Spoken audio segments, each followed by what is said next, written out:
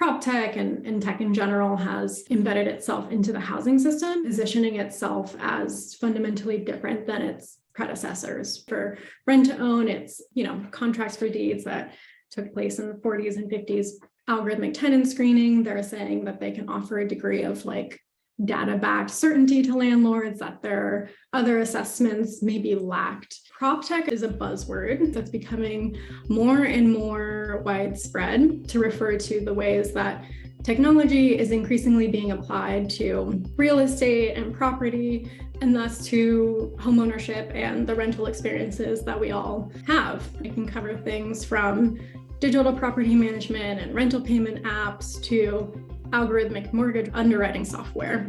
Given the breadth, it's perhaps unsurprising that venture capital has invested $56 billion into PropTech over the past 10 years. And as this sector has grown, it's promised a lot of things. It's promised to dramatically decrease the cost of producing new housing, to expand ownership opportunities, streamline the relationship between renters and landlords. But PropTech also has the potential to exacerbate a lot of the inherent biases and inequities that are already existing within our housing system. These things signal to us that we should really be taking a closer look and paying more attention to the emergent sector, both its products and its promises. We spent the last year doing that. One of our findings through that research was that once corporate landlords were through the door, there was this explosion of tech-backed management tools, you might call it landlord tech, to help them, manage massive portfolios profitably. It did that in part by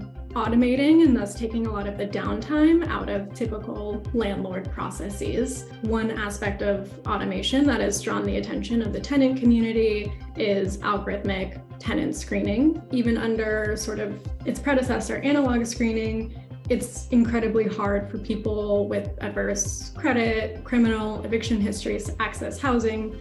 And automation really has the potential to make that even more difficult when it's hidden behind black box algorithms. As concerning as these risks and these potentials might be, one of the other findings from our research was that the involvement of businesses and corporate entities in the housing stock really doesn't begin and end with owning homes themselves. Companies are finding newer ways to profit off of the home sale transactions and the leasing processes themselves. Are they improvements on the older models, or are they pretty much rebranded practices from the past?